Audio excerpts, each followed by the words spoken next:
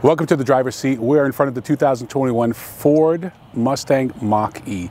This is easily one of the most important vehicles for the industry for 2021, and arguably one of the most important vehicles for the Ford Motor Company in its history.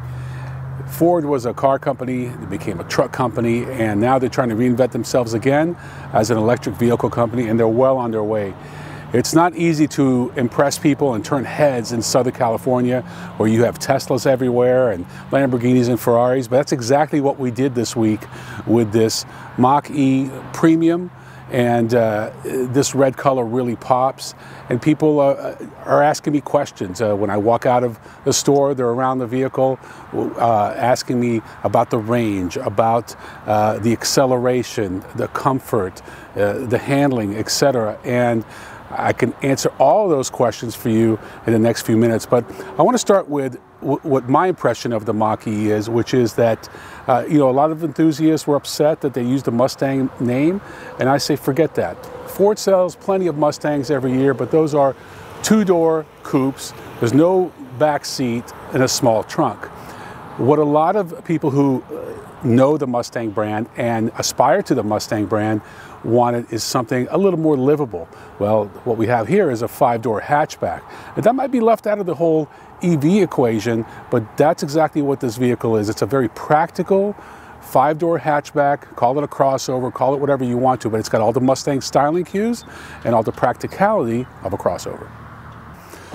Ordinarily, when we pick up the hood of a Ford Mustang, there's a nice V8, maybe a four-cylinder or a V6, but as you can see, because it's an electric car and the motor is well concealed, what we have here is plenty of cargo room in addition to all the cargo room we have in the rear hatch area. So this is just really bonus storage space. But let's take a look at the styling.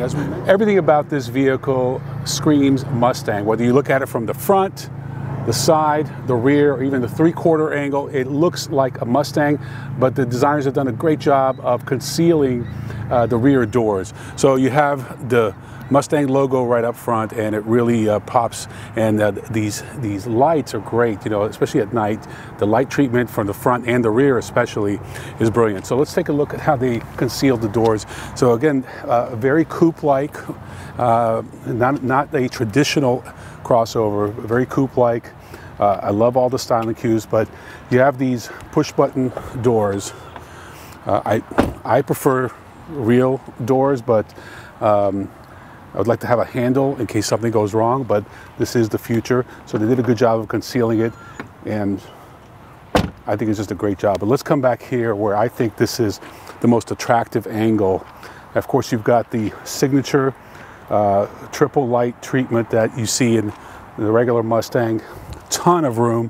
One thing I'm surprised about, and this is the premium model, which is one above the bottom, it does not have a way to open the hatch from the key fob. You have to literally go underneath it, or you can open it from inside. But overall, as you can see, they did a great job. Very aerodynamic, very efficient styling. They're going to sell a ton of these. As you can see, the interior of the Mustang Mach E is relatively plain. I like the use of the fabric. Not the largest gauge cluster in the universe, but that's fine with me. But you have a massive infotainment screen, but that's as a result of really the direction that Tesla has given us. So let's take it for a quick spin. Before we do that, we mentioned the drive modes. You have Engage, Whisper, and Unbridled, and any of these you can turn one pedal on or off. And what that means is, and we'll stay in Unbridled with the one pedal off, is that use your gas pedal to accelerate, obviously, but then when you let it off, the vehicle will come to a complete stop, and that's the regenerative braking, which is also charging up your batteries, and it just makes it more aggressive. You still have a brake pedal that you can use, but you don't have to if you time it right and as you're coming up to a light, for example. But if you need to stop, obviously you have the brake pedal. So that's what one pedal is. And it's nice that they have this, but I really wish they would have incorporated paddle shifters to control the brake, the regenerative braking, much like the way Chevy Bolt has done.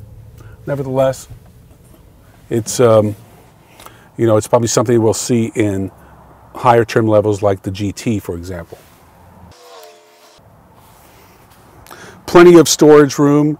You've got all the right ports, USB-C, regular USB, and just a very comfortable environment. As you can see in this unbridled mode, relatively quick, 0 to 60, around 5 seconds, and we had this over 100 miles an hour, very smooth, very refined. What we didn't like is on some of the canyon roads, etc., a very mushy suspension. And again, we anticipate that once we get behind the GT variant, that's going to address a lot of that. That's the sporty variant, and again, that's we'll review that one at another time. But overall, they really nailed it. The seats are comfortable. The interior is very pleasant. Packaging-wise, they priced it right. It's positioned nicely. And one thing that's not talked a lot about with this Mach E is the fact that it is rear-wheel drive, keeping true to the Mustang tradition. You can get rear-wheel or optional all-wheel drive. And those are the options we're talking about, the main options. Like this vehicle, this is the premium. It starts off with a rear-wheel drive with the standard battery. You can upgrade to all-wheel drive. And then if you want to go one step above that, you can go to the extended range battery, rear-wheel drive, or all-wheel drive, and that's what this is. And that adds about $7,000. And then you're talking about the red paint, and those are pretty much the options that you're given with this particular trim level. There are some other little packages and whatnot, but those are the ones. So you're looking at about $56,000 for this. Take the federal tax credit, $7,500. Now the $2,500 that California, every state's a little bit different, gives you for rebate. You're in the mid-40s, and we're told that some states are even more aggressive. You can get as much as a total of $12,000 with the federal tax credit back. So they've priced it right, they positioned it right, and I really think they put their primary competitors. And I'm not considering Tesla as one of their primary competitors, but in general, just brand to brand, Toyota, Honda. Obviously General Motors, and you have Fiat Chrysler. So I think when you look at those competitors, I think Ford has taken a big step forward. As you can see, we're cruising right now. We have 100 miles of range left, 44%, 70 miles an hour, speed limit 65. It's about 54 degrees outside, pretty level driving here. If you look over here, it's telling us that 4% of our energy is used for climate use, 94% for route, for driving, 2% for accessories, and 0% for external temperature. How's my driving? Acceleration 68%, deceleration 91%, speed 58%. So I guess I'm doing fair, not great, but I'm not about hypermiling anyway. This current trip, about 28 miles, driven about 30 minutes, 2.8 miles per kilowatt hours. Let's see if we can go back. I guess this is an overall one. Do a little bit better, 3 miles per kilowatt hour. That's over a 10-hour period. That's pretty much the same thing. Here's where we find our drive modes. We're in unbridled. We can go to engage, which is a little more economical. And we'll switch over to one pedal driving.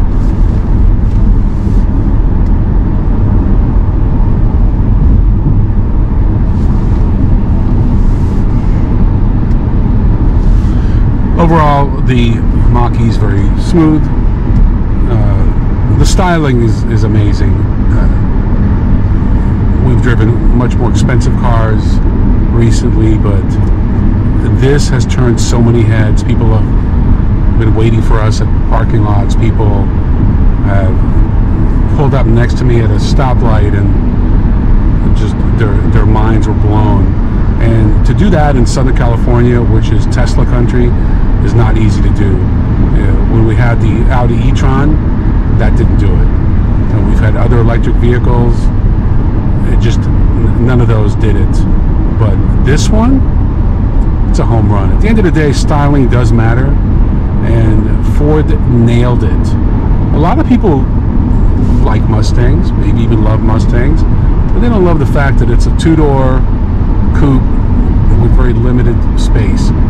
So to take that Mustang look and feel and really preserve it in a four-door, five-door hatchback is really impressive, and that's what the designers have done, and it's going to be a game changer. And marry that with what they've done and be able to do with the app. Of course, you get Apple CarPlay, but just in general,